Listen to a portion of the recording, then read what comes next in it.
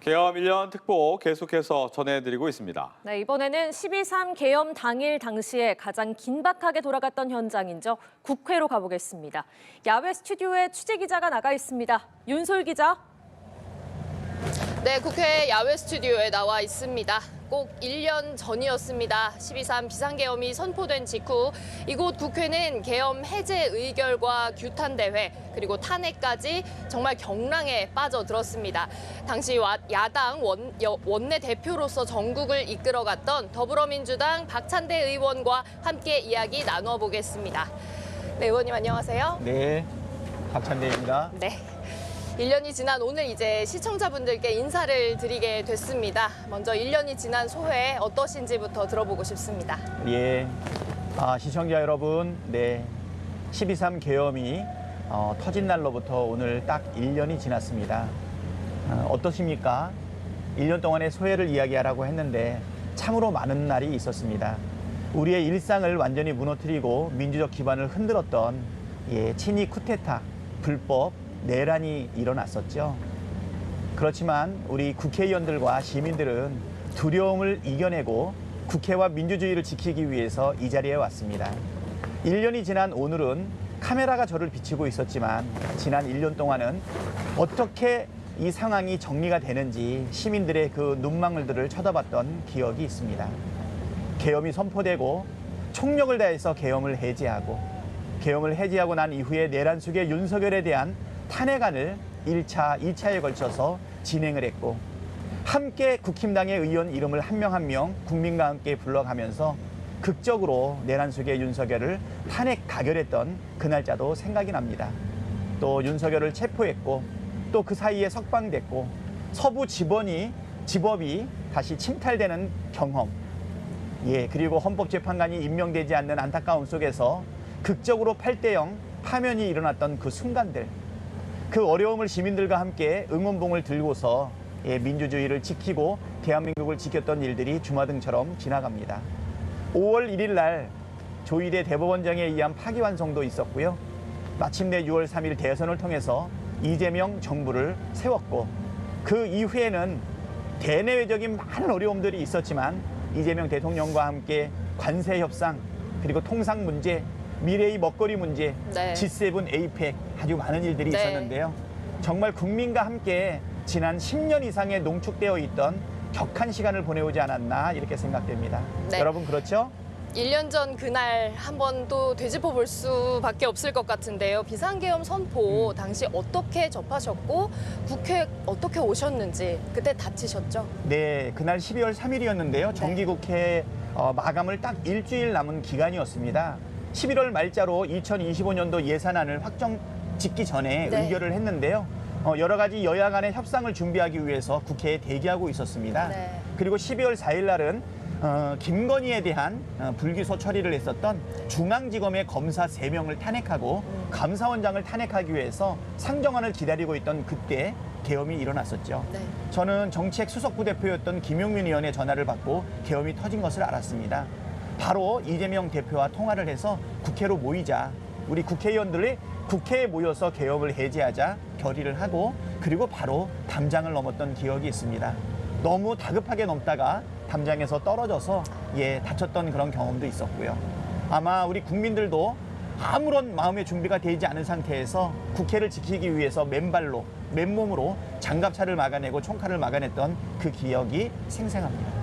네, 방금 대통령, 당시 대표님과 통화를 하셨다 이렇게 말씀 주셨는데 첫 마디 어떤 거였습니까? 첫 마디는 서로의 안부를 물었어요. 괜찮아요? 계엄이 터진 것 아냐? 몸은 괜찮으시냐? 집에서 무사히 빠져나오셨냐? 국회로 오고 계시냐? 그러면 대표의 신변 그리고 네. 저 국회의장 세 사람은 체포를 각오했기 때문에 국회 담장의 경비 상황을 따지지 않고 네. 셋 다 동시에 담장을 넘었던 기억이 있거든요. 저는 대표하고 통화하고 난 이후에 바로 10여 분 만에 우리 민주당 의원들이 국회로 집결해달라고 문자를 보내고 그다음에 국회를 살펴보고 난 이후에 바로 본회의장에 들어가서 우리 국회의원들이 도착하는 것을 기다리면서 초조하게 사실은 상황을 지켜봤던 기억이 있습니다. 이 본회의장 상황이 저도 가장 긴박했고 두근거렸던 순간으로 기억이 되는데 참 원내대표로서 막중한 임무를 띠게 되신 거 아니겠습니까? 이때 해제 표결까지의 과정도 한번 설명을 해주실까요? 네, 제가 10시 반 정도에 계엄이 선포된 것을 알고 그리고 국회로 넘어와서 본회의장에 진입한 것은 한 11시 정도 되었습니다. 네. 12시 반이 되어서 야당 의원만으로 과반이 차게 되었는데요. 그 1시간 반 동안 초조하게 우리 국회의원들이 국회로 직결하기를 기다렸었죠. 네. 계엄군이 출동한다. 뭐 헬기 소리도 들릴 수 있고 그다음에 많은 소란한 소리들이 있었지만 한결같은 마음으로 계엄 해제 외에는 다른 방법이 없었다. 기다렸던 기억이 있었고요. 그때 한동훈 국힘당 대표도 18명의 국힘당 의원과 함께 계엄 해제를 위해서 본회의장에 모였습니다. 그 순간만큼은 여야 정쟁도 없었고 18명의 국힘 의원과 그리고 우리 150여 명의 우리 야당 의원들이 함께 모였던 그 기억이 있습니다. 표결 순간 딱 어떤 생각이 드셨습니까? 표결 순간 바로 직전에 12시 반에 한 150명이 모였는데요. 실제로 표결이 가결됐던 것은 1시 1분이었습니다. 그때 정말 환호했지만 또 한편으로는 제2, 제3의 계엄이 있을 수 있다. 그리고 아직 계엄군이 밖에 있었고 대통령에 의한 계엄 해제에 공표가 되어 있지 않았기 때문에 우리들의 긴장은 계속 이어져 있었고 경계 그리고 우리 마음가짐은 계속 집중되어 있었다 생각이 되고요. 결국 새벽녘이 되어가지고 계엄이 해제가 공표되고 네. 계엄군들이 철수했지만 우리는 국회를 떠날 수 없었고 국회 내에서 사실은 숙식을 하면서 네. 국회를 지켜야겠다 마음을 먹었고요. 우리 시민들도 집으로 돌아가지 않고 국회의 담장을 지켰던 기억이 있습니다. 이후에 앞부분의 인사 말씀에서 쭉 한번 짚어주셨는데 1년 동안 민주당 참 바쁘게 달려왔습니다. 오늘 메시지에서도 아직 내란이 끝나지 않았다 이렇게 보고 당이 개혁 과제를 추진하고 있지 않습니까? 지금 민주당의 개혁 과제들 어디에 와 있는지 어떤 정도인 건지 한번 평가를 해주신다면요. 예, 민주 질서를 흔들었던 내란에 대한 큰 불은 우리가 막아냈지만 아직은 잔불과 그다음에 잔해에 대한 정리가 이루어지지 않았습니다. 내란의 강을 국힘당은 아직 건너서지를 못하고 있어요. 아직도 내란 동조 정당, 내란 동조 세력으로 인정하고 있지 않습니까?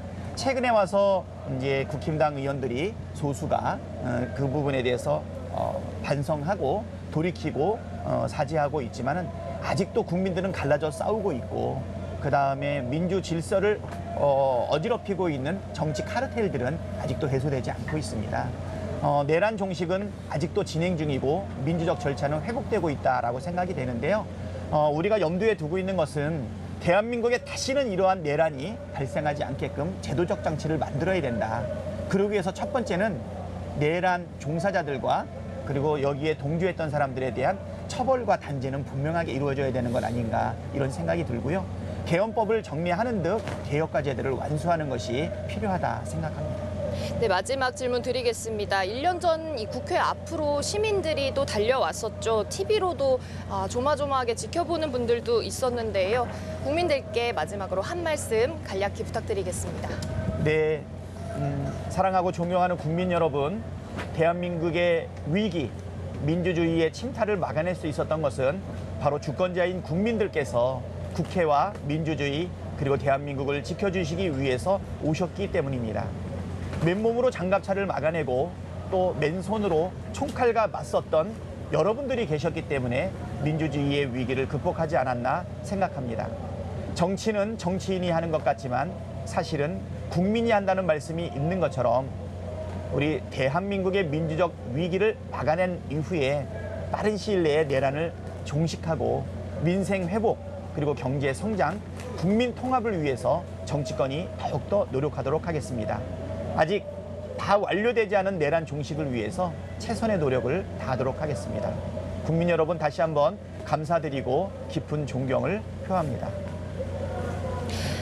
네, 말씀 감사합니다. 지금까지 더불어민주당 전 원내대표 박찬대 의원과 이야기 나눴습니다. 감사합니다. 네.